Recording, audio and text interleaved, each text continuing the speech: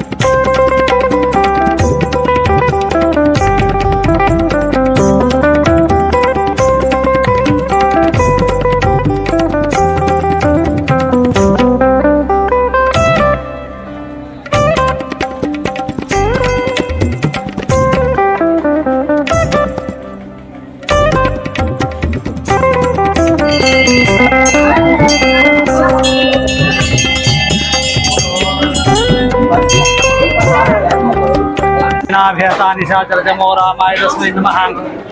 रामान्नासिकराय नम्रतरं रामस्य दासोऽहं रामे चितलय सदा भवतु मे ಘೋರಾಮ ಮಾಮುದ್ಧರ.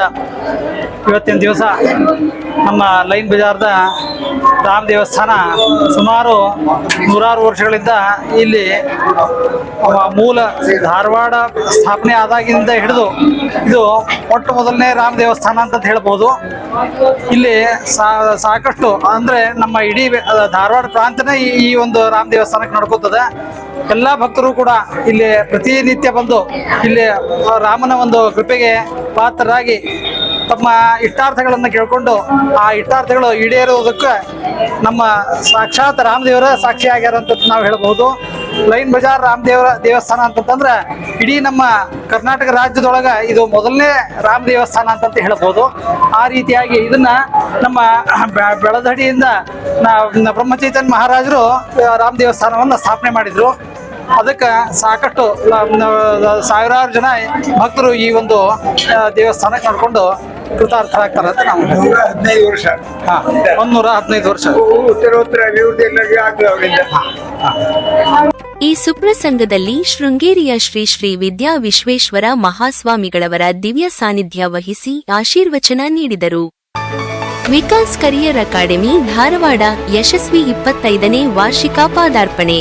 6, 7, 8, 9 ಮತ್ತು ಎಸ್ಎಸ್ಎಲ್ಸಿ ತರಗತಿಗಳಿಗಾಗಿ ವಿಕಾಸ್ ಅಕಾಡೆಮಿ ಈ ಬಾರಿಯ ಬೇಸಿಗೆ ತರಬೇತಿ ಶಿಬಿರವನ್ನು ಸ್ಟೇಟ್ ಹಾಗೂ ಸಿಬಿಎಸ್ಇ ಪಠ್ಯಕ್ರಮದ ಕನ್ನಡ ಮತ್ತು ಇಂಗ್ಲಿಷ್ ಮಾಧ್ಯಮದ ವಿದ್ಯಾರ್ಥಿಗಳಿಗೆ ಇದು ಒಂದು ಅತ್ಯುತ್ತಮ ಅವಕಾಶ. ಏಪ್ರಿಲ್ 10 ರಿಂದ ಮೇ 30 ರವರೆಗೆ ನಡೆಯುವ ಈ ಶಿಬಿರದಲ್ಲಿ ಇಂಗ್ಲಿಷ್ ಬರೆಯುವುದು ಮತ್ತು ಮಾತನಾಡುವುದು ಅತಿ ಸುಲಭವಾಗಿ ಕಲಿಸಲಾಗುವುದು. ವಿಶಿಷ್ಟವಾದ ಪಾಠಶೈಲಿಯಿಂದ ತರಬೇತಿದಾರರು ಪ್ರತಿಯೊಬ್ಬ ವಿದ್ಯಾರ್ಥಿಗೂ ಆನ್ಲೈನ್ ಮೂಲಕ ಸಹ ಇಂಗ್ಲಿಷ್ ಮಾತನಾಡಲು ನೆರವಾಗುತ್ತಾರೆ. ಗಣಿತ, ವಿಜ್ಞಾನ ಹಾಗೂ ಇಂಗ್ಲಿಷ್ ವಿಷಯಗಳಲ್ಲಿಯೂ ಆಳವಾದ ಬೋಧನೆ ದೊರೆಯುತ್ತದೆ.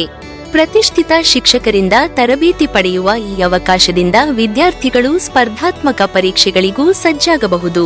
ವಿಶೇಷವಾಗಿ ತರಬೇತಿಯ ಫಲಿತಾಂಶ ನಿರೀಕ್ಷೆಗೂ ಕಡಿಮೆಯಾದರೆ ಹಣ ವಾಪಸ್ಸಿನ ಭರವಸೆಯಿದೆ. ಇದು ವಿಕಾಸ್ ಅಕಾಡೆಮಿಯ ನಿಷ್ಠೆಯ ಸಂಕೇತ.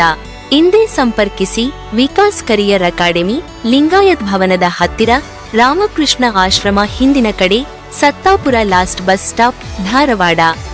ವಿಕಾಸ್ ಅಕಾಡೆಮಿ ನಿಮಗೋಸ್ಕರ, ನಿಮ್ಮ ಭವಿಷ್ಯಕ್ಕಾಗಿ.